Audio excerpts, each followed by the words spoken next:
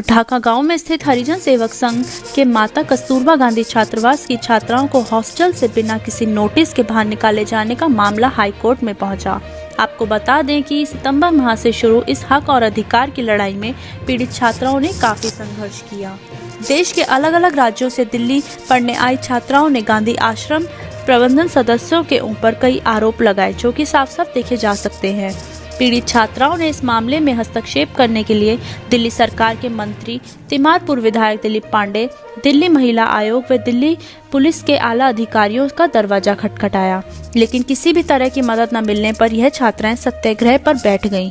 लेकिन गांधी आश्रम प्रबंधन द्वारा बड़े बड़े शिक्षा का व्यापार करने वाले पूंजीपतियों और पुलिस की मदद से इन छात्राओं को शांति रूप से चल रहे सत्याग्रह से जबरन उठा दिया गया और इन छात्राओं पर कोरोना काल में तय नियमों को तोड़ने का मुकदमा दर्ज किया गया।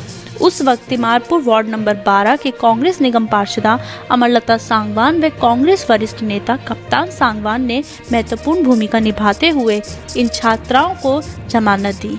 किसी भी तरह की मदद न मिलने पर उत्पीड़न का दंश झेल रही ये छात्राएं अब हाईकोर्ट की शरण में पहुंच गई हैं। मामले पर संज्ञान लेते हुए उच्च न्यायालय ने एक लिखित आदेश जारी करते हुए छात्राओं को हॉस्टल में जाकर शिक्षा संबंधी सामान लेने की इजाजत दी। इसको आश्रम प्रबंधन द्वारा जब्त किया हुआ है। हाईकोर्ट से मिली इजाजत के बाद छात्राएं जब हॉस्टल पहुंची तो उनके साथ मारपीट की गई, जो कि न्यायालय के आदेश के अवहेलना के समान है। आइए आपको दिखाते हैं पीड़ित छात्रा प्रियंका कश्यप का वो बयान जो उन्होंने मारपीट की घटना के बाद मीडिया को दिया। जी, मैं प्रियंका कश्यप हूँ, फैकल्टी ऑफ लॉ दिल्ली विश्वविद्यालय की छात्रा हूँ, सेकेंड ईयर स्टूडेंट हूँ। प्रियंका जी, काफी टाइम से आप लोग अपने हक की लड़ाई लड़ रहे थे गांधी आश्रम को लेके। जिस तरीके से वहाँ से बच्चों को निकाला गया तो आप लोगों ने कोर्ट में केस भी डाला था, तो आज आप लोग उस ऑर्डर को लेके गए अंदर आश्रम में, तो आज क्या क्या घटनाएं हुई आप बताइए। जी, सबसे पहले घटना तो 1 सितंबर से हुई आ रही है। आज कोई नई घटना नहीं है। इनकी बदतमीजियां हम 1 सितंबर से झेलते हुए आ रहे हैं। उस दिन भी हम सारे स्टूडेंट्स डिसेंट तरीके से आए थे, रिक्वेस्ट की थी, पर उस दिन भी इन्होंने बिल्कुल इनह्यूमन तरीके से बदतमीजी करके हमें रात में बाहर पटक दिया था, निकाल दिया था। उस दिन भी हमारी फ्रेंड्स जो हमारे साथ थे 4-5 लोग, वो सफ़र कर रहे थे मेंस्ट्रुएशन से, उनको पीरियड्स थे, फर्स्ट डे का पेन था, वो उस चीज़ से सफ़र कर रहे थे। लेकिन उस दिन भी उन्होंने बिल्कुल जानवरों की तरह ट्रीट किया। हमें नहीं सुनी हमारी कोई भी बात, ना ही हमें वॉशरूम, पानी और हमें जगह भी नहीं दी बैठने के लिए। हमें सड़क पे बिठा के रखा कि जैसे कि हम कोई कुत्ते बिल्ली हैं, जानवर हैं, और हमको इस तरह से ट्रीट किया गया। आज सारी उनके खिलाफ जो भी सत्याग्रह हम कर सकते थे, जो भी हमारी कैपेसिटी में हमने किया सत्याग्रह किया, उसके सत्याग्रह करने के बाद पुलिस हमारे ऊपर उल्टा केस दर्ज करके हमें और प्रताड़ित कर रहे हैं। जो ऑलरेडी विक्टिम है उसको ऑलरेडी और ज़्यादा दबाया जा रहा है, डराया धमकाया जा रहा है कि ताकि उनके खिलाफ कोई कार्रवाई ना की जा सके। पुलिस पूरा उनका साथ दे रही है। और उसके बाद हमने धीरे धीरे करके कोर्ट तक केस पहुँचाया।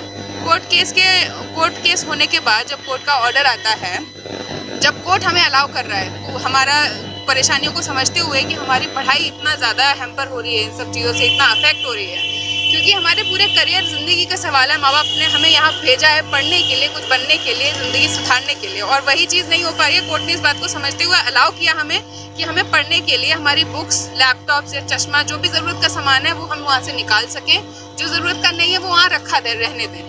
इस ऑर्डर के साथ साथ आज मैं वहाँ से अपना लैपटॉप और पिछले सेमेस्टर की कुछ बुक्स निकालने गई थी, और एक चश्मा जो मेरा वहाँ अटका पड़ा हुआ है वो भी नहीं दिया हुआ है इन्होंने, तो उसको निकालने गई थी। तो उस दौरान क्या हुआ, मैंने सभी अथॉरिटीज़ को फ़ोन किया। पहले वो रिस्पॉन्ड करने से मना कर गए, ठीक है, रिस्पॉन्ड नहीं कर रहे हैं। उसके बाद जैसे तैसे उन्होंने 10 कॉल का एक अगर जवाब दिया है तो बोल रहे हैं कि मुझे कोविड हो गया है या उसको कोविड हो गया है, कोई मौजूद नहीं है, आप परसों आइएगा, या हम नहीं दे सकते हैं, आपने बताया क्यों नहीं। हमने बोला कि जब सब कुछ बताया है आपको, उसके बाद आप कैसे मना कर रहे हैं। हाई कोर्ट का ऑर्डर है, 10 तारीख को ऑर्डर आया है, आपको 10 तारीख को ही पता चल गया, उसके बाद आप कैसे कह सकते हैं हमको कुछ बताया नहीं आपने। हम तो सिंपल आपसे रिक्वेस्ट कर रहे हैं कि चाबी से ताला खोल दीजिए, हमें हमारे रूम में जाके हमारा लैपटॉप, चश्मा, जो भी लेना है वो हमें लेने दीजिए। पर नहीं, मना किए जा रहे हैं, घुमाए जा रहे हैं, झूठ बोले जा रहे हैं कि हम नहीं आ सकते, या वो वहाँ है, वो छुट्टी पे गया है, झूठ बोले जा रहे हैं। हम रिक्वेस्ट पे रिक्वेस्ट किए जा रहे हैं, बात नहीं सुनी जा रही है। हमने पुलिस को भी बुलाया, पहले तो हमें ऑफिस जाने से ही मना कर दिया। ऑफिस हम पुलिस के थ्रू पहुँचे। जब हमने पुलिस को बुलाया, 100 नंबर को डायल करके PCR को बुलाया, तब हम ऑफिस पहुँचे। तब भी सुनवाई नहीं हो रही। पुलिस ने भी कॉल किया, लेकिन फ़ोन पे फ़ोन काटे जा रहे हैं, बात नहीं सुन रहे हैं। उसके बाद जब मामला हाथ से निकलता हुआ नजर आया तो मैंने अपनी को काउंसिल को बुलाया, चितवन गोदारा जी, वो हमारे यहाँ आए, मतलब जब जो इंसिडेंट चल रहा था उसमें आए, ठीक है। और उसके बाद उन्होंने एक्शन लिया, उन्होंने रिक्वेस्ट किया, हमने भी रिक्वेस्ट किया, हम कंटिन्यू रिक्वेस्ट कर रहे हैं। उसके बाद उन रिक्वेस्ट से परेशान होकर वहाँ के एम्प्लॉय मिस बबीता चौधरी परेशान हो गई हमारी रिक्वेस्ट से। उनको ये समझ नहीं आ रहा हम कितने परेशान हैं, वो हमारी रिक्वेस्ट से परेशान हो रही है, अग्रेसिव हो रही है। फिर उन्होंने हमें मारना, धक्का मुक्की करना शुरू कर दिया, क्योंकि हम उनकी वीडियो रिकॉर्ड कर रहे थे कि जिस तरह से वो हमें टाल रहे हैं, डिनाई कर रहे हैं हर चीज़ को कि हम नहीं सुनते। वो अपने आप को दिल्ली हाई कोर्ट से भी बड़ा समझ रहे हैं, कोई ऑर्डर सर्व नहीं करना चाहते, जबकि 10 तारीख से उनके कानों में, दिमाग में ये बात घुसी हुई है कि बच्चे आएंगे, अपना सामान लेंगे, एक्सेस करेंगे, और उसके बाद भी वो कुछ भी मदद करने के लिए तैयार है। आप जितना हो सके उस तक ये मैसेज पहुंचाइए कि प्लीज़ गवर्नमेंट इसमें इंटरवीन करे। ऐसी सोसाइटीज़ जो इतनी पुरानी है, इतना हिस्टोरिक इम्पोर्टेंस है, गांधी जी के टाइम से शुरू की गई है सोशल वेलफेयर के लिए, सोसाइटी के वेलफेयर के लिए, और वो सोसाइटीज़ इतना गंदा काम कर रही हैं, मारपीट कर रही हैं, बदतमीजी कर रही हैं, करप्शन कर रही हैं, तो हमारा देश कहाँ जा रहा है? तो सरकार को ज़मीन पर आना पड़ेगा, देखना पड़ेगा कि क्या क्या चीज़ें गलत हो रही हैं, उनको खुद सुधारना पड़ेगा। पुलिस हमारा साथ देती नहीं है, पुलिस सुनती नहीं, कोई भी कार्रवाई करने के लिए तैयार नहीं, हम जाएंगे किसके पास? ये सवाल मेरा सरकार से। सबकी मिली भगत नजर आ रही है और क्लियर कट नजर आ रही है, क्योंकि सीधे SI sub inspector Sudhir Kumar बोल रहे हैं मेरे सामने तो कुछ हुआ नहीं है, मैं कैसे रिपोर्ट लिखूं? सीधा जवाब ये दे रहे हैं हमें।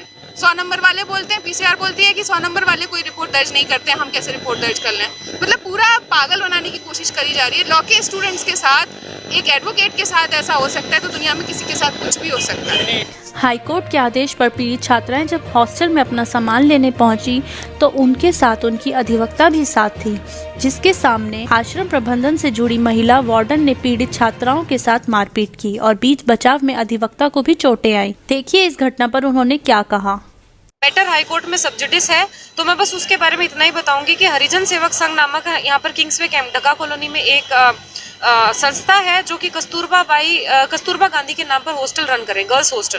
Basically it was for the marginalised people, क्योंकि बहुत सारे लड़कियां ऐसी हैं जो कि अपना बहुत कुछ स्टेक पर रखकर यहाँ पर आती हैं, और मे बी बहुत ज़्यादा इतना लग्जूरियस लाइफ यहाँ पर नहीं हम मेंटेन कर पा रहे थे, इसलिए वो हॉस्टल रन किया जाता है। लेकिन हॉस्टल अथॉरिटीज़ ने क्या किया, suddenly without giving any legal notice to them, without even taking any proper recourse, उन्होंने उन लड़कियों को आर्बिट्ररी तरीके से सितंबर के महीने में giving very different reasons, like उनके रीजंस ना ऐसे चेंज हो रहे हैं कि आप आज कुछ कह रहे हैं कल कुछ, they threw the girls out on the roads. So this was about the background of this case. So basically हम लोगों ने हाईकोर्ट अप्रोच किया, we went by the legal methods and I am right now the co counsel in that particular case. मेरे senior जो advocate हैं उनके साथ में इस केस पर काम कर रही हूँ। तो 10/11 को आपको मैं ये ऑर्डर अभी दिखाती हूँ। 10/11 का ये ऑर्डर है हमारे पास में। इस ऑर्डर के तहत हमारे जो ऑनरेबल जज साहब हैं उन्होंने ये बोला था कि आप ये प्लीज जूम करके दिखाइए कि जो लड़कियां हैं, क्योंकि उनके दिसंबर में एग्जामिनेशंस हैं, most of them are UPSC aspirants, कोई लॉ फैकल्टी से हैं, वेरी एम्बिशियस गर्ल्स, तो उनका पढ़ाई बहुत ज़्यादा हैम्पर हो रहा था and they are made to run from pillar to post, मतलब एक रूम पे से दूसरे जगह से, उनका कोई ठिकाना ही बेसिकली नहीं है। तो इस ऑर्डर के मुताबिक हम लोगों को हाई कोर्ट ने ये परमिशन दिया था कि आप जा करके जो भी आपका पढ़ने के लिए जो एग्जाम्स पॉइंट ऑफ व्यू से आपको लग रहा है वो आप सामान उठा सकते हैं वहाँ से। लेकिन आज क्या होता है कि आज जब वो लड़कियां जाती हैं, बिकॉज ऑफ कोर्स हम लोग साथ में पहले नहीं गए, ना मेरे सर गए ना मैं गई, हम दोनों में से कोई भी काउंसिल वहाँ पर एडवोकेट जो हम इस केस के थे, हम लोग वहाँ पर साथ में नहीं गए पहले। तो लड़कियां अपना सामान, हमको ये एक्सपेक्टेड था कि हाई कोर्ट के ऑर्डर के ऊपर तो क्या ही होगा, लेकिन ऑफ कोर्स वो जब चल ही शुरू से रीजनेबल तरीके से रहे हैं तो उन्होंने लड़कियों के साथ में बदतमीजी करना शुरू कर दिया। They started not responding to them, मुंह पे फोन काट रहे, they were not answering them properly. एक एडमिनिस्ट्रेशन आप रन कर रहे हो तो अगर आप क्वारंटाइंड भी हो, they gave this by the way, secretary और जो यहाँ की अथॉरिटीज हैं वो सितंबर से ही क्वारंटाइन में है, उनको सितंबर से ही कोरोना हो रखा है and they are not over the quarantine period yet. Okay, तो ये लड़कियां वहाँ पर जाती हैं, इनसे कोई मिलता नहीं है, कोई ढंग से बात नहीं करता है। तो अनफॉर्चुनेटली मुझे वहाँ पर आना पड़ता है, ना चाहते हुए भी मैं वहाँ पे आती हूँ सीन पे, और मुझे वहाँ पे जाके मालूम पड़ता है कि वो तो बहुत ही बदतमीजी से बात कर रहे हैं। They were shouting at us like anything. हमारी एक जो PA2 सेक्रेटरी हैं बबीता चौधरी नाम है उनका, तो वो चिल्ला रही है, वो किसी को पागल कह रही है, किसी को कुछ कह रही है। She was being very unreasonable, very very very rude with these girls, even with me. Okay, मतलब आप ये सोचिए कि एडवोकेट के साथ में जो वो ऐसे बात कर सकती है तो इन बच्चों के साथ में तो कैसे ही ट्रीट करते होंगे। And we have everything in our hand, हमारे पास में रिकॉर्डिंग भी, आई विल शो यू। तो वो हमें मना कर देती है कि हम आपसे बात ही नहीं करेंगे। तो मैं उन्हें कोर्ट का ऑर्डर दिखाती हूँ, मैं बोलती हूँ कि मैडम आप एक काम करिए, आप एक कोर्ट के ऑर्डर पे ना आप ये रिसीव कर लीजिए, आप हमें रिसीविंग दे दीजिए कि आप कोर्ट के ऑर्डर आप रिसीव कर चुके हैं, लेकिन आप उस पर कोई एक्शन लेना ही नहीं चाह रहे हो, ठीक है, हम लोग चले जाएंगे अभी यहाँ से। So she denies that. उसके बाद में सडनली उनको पता नहीं क्या होता है। एंड अब आप ये बात सोच सकते हैं, आई थिंक अब कोई जो भी इस वीडियो को देख रहा है उसको ये मालूम पड़ गया होगा कि एडमिनिस्ट्रेशन के खिलाफ जब हम फाइट कर रहे हैं, वी आर लाइक, मैं एडवोकेट होकर बात कर रही हूँ, I am so ashamed of the fact कि उन्होंने ना तो हाई कोर्ट की कोई इज्जत रखी, ना उन्होंने किसी भी आदमी की कोई इज्जत उन्होंने रखी नहीं। तो one of the girl was recording it, okay, कोई एक लड़की वीडियो बना रही थी, तो this woman Babita Chaudhary, she runs, वो आती है and she, I will show you my phone, she breaks my phone, ठीक है, वो फोन ऐसे फेंकने के लिए आती है सामने and she breaks my phone, okay, phone उन्होंने फेंक दिया। मैं जब अपने डिफेंस के लिए, जब वो इसको हिट करने के लिए आ रही थी, one of the students, one of the petitioners, उसको जब वो हिट करने के लिए आ रहे थे, तो मैंने बीच बचाव करने के लिए, डिफेंस करने के लिए जैसे उसको रोकने की कोशिश करी, उन्होंने मेरा हाथ यहाँ से स्क्रैच कर दिया। आई will show you better video, अभी ये बहुत टाइम हो गया तो अभी बस थोड़ा स्क्रैच आपको दिख रहा होगा, लेकिन she was very brutal with me. उन्होंने स्क्रैच किया एंड उन्होंने मुंह पे दरवाजा वगैरह पटका एंड शी वॉज वेरी बदतमीजी से बात कर रही थी वो हमारे साथ में। तो ये हमारे साथ में आज के दिन में हुआ है। कुछ कंप्लेन वगैरह भी करी है आपने? सर देखिए, मेरे सीनियर जो हैं इस केस के, उनको पता है कि क्या आगे हम रिकोर्स लेंगे, लेकिन अभी के लिए I have gone to the hospital, I have done the MLC, मैं कंप्लेंट लिखवाने जा रही हूँ, बिकॉज आई बिलीव कि अगर वो मेरे साथ में ऐसा कर सकती हैं, this is the MLC that I have got hospital से, मैं खुद MLC जा करके करवा के आई हूँ।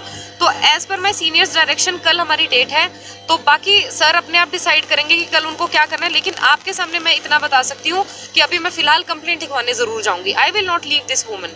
जो औरत होके एक औरत के ऊपर इस हिसाब से बर्ताव कर सकती है, आप बाकी सब चीजें छोड़िए, you are a female first, how can you hit somebody, how can you even think that you can hit somebody and you know get free with that. So I am definitely going to file a complaint with her, उसके खिलाफ में मैं complaint तो जरूर लिखवाऊंगी, ये मैं करने वाली हूँ। अब क्योंकि यह मामला उच्च न्यायालय के समक्ष प्रस्तुत हो चुका है और उसके बाद इस तरह की घटना का होना कहीं न कहीं गांधी आश्रम में चल रहे बड़े भ्रष्टाचार के खेल को साफ स्पष्ट कर रही है। अब देखना यह होगा कि 1932 से चल रहे गांधी आश्रम जिन उद्देश्यों के लिए स्थापित किए गए थे, क्या उन उद्देश्यों को बचाया जा सकेगा या फिर गांधी आश्रम प्रबंधन द्वारा निजी स्वार्थों की पूर्ति हेतु आश्रम की जमीन पर की जा रही निजीकरण की कोशिश जारी रहेगी।